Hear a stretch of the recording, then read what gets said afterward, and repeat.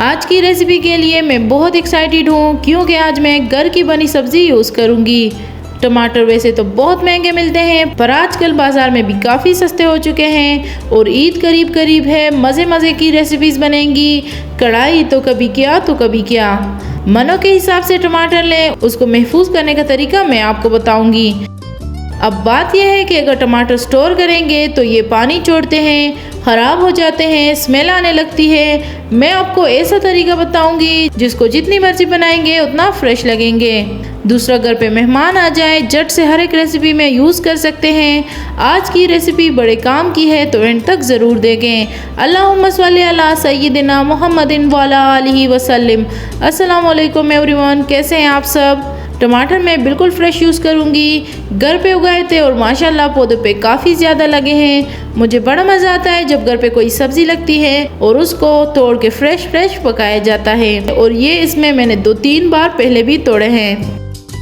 अब हम इसे टोमेटो पेस्ट बनाएंगे, जिसके लिए मैंने टमाटर लिए हैं 2 किलो। टमाटर को बीच से काट के 4 हिस्से करेंगे। ज़्यादा इसको चॉप करने की ज़रूरत नहीं है, वैसे भी हमने इसे चॉप करना है। टमाटर के सिरे अलग करके इसे चॉप करते जाएं। साथ ही ब्लेंडर में डाल के ब्लेंड करेंगे। अब एक बड़ी छलनी लेनी है, इसमें टोमेटो प्यूरी डाल के छान लें।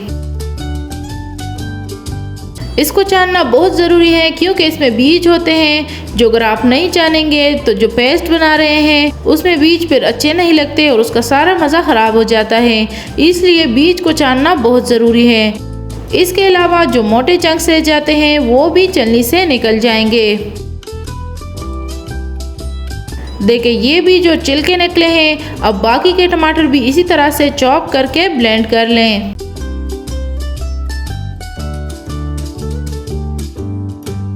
ब्लेंड करने के बाद पहले वाली प्यूरी के साथ छान लें और कढ़ाई में डाल के पकाने के लिए रख दें। अच्छा जी, टोमेटो प्यूरी मैंने पकाने के लिए रख ली। फ्लेम आपने मीडियम रखना है। पकाते हुए इसमें नमक डालेंगे 1 टेबल स्पून।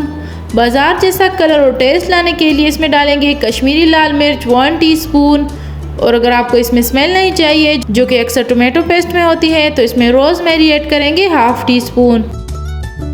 रोज़मेरी के इस तरह से खुश्क पत्ते मिलते हैं, इसको भी डाल के मिक्स करें और मीडियम फ्लेम पे इसे पकाते जाएं।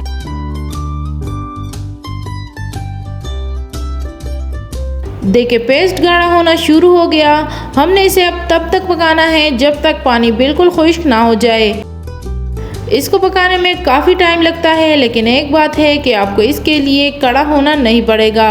चूल्हे पे रख के अपना काम करते रहें। 5 या 10 मिनट के बाद इसे चेक करते रहें कि खुश्क हुआ या नहीं और एक बार इसमें चम्मच चला के मिक्स कर लें। देखें ये आधी से ज़्यादा कढ़ाई मैंने प्यूरी डाली थी जो कि खुश्क होके आधे से भी कम रह गई। इससे ज़्यादा खुश्क नहीं करना, वरना अगर थोड़ा बहुत जल गया तो पूरे टेस्ट में जले की स्मेल आएगी। अब इसको अच्छी तरह से ठंडा कर लें और जिप लॉक में डाल के फ्रीज़ करें। आप इसे बड़े आराम से 5 से 6 महीने तक स्टोर कर सकते हैं। फ्रीज़र में पड़ा रहेगा, ये कुछ भी नहीं होगा। अब इसको यूज़ कैसे करेंगे। मिसाल के तौर पर अगर आप 1 किलो गोश्त या चिकन का सालन बना रहे हैं तो आपने सिर्फ 2 टेबलस्पून पेस्ट डालना है। इससे ज़्यादा पेस्ट नहीं डालना। 1 किलो गोश्त के लिए आपका 1 टेबलस्पून काफ़ी है। इससे ज़्यादा डालेंगे तो सालन बहुत ज़्यादा गाढ़ा हो जाएगा। दूसरा, इसमें टमाटरों की स्मेल बहुत आएगी। ईद आ रही है, टमाटर भी सस्ते हैं। अब ये रेसिपी ट्राई करें और ईद पे यूज़ करें। मेरे चैनल को सब्सक्राइब और वीडियो को लाइक एंड शेयर करें। इजाज़त दीजिए, दुआओं में याद रखें। अल्लाह हाफिज़।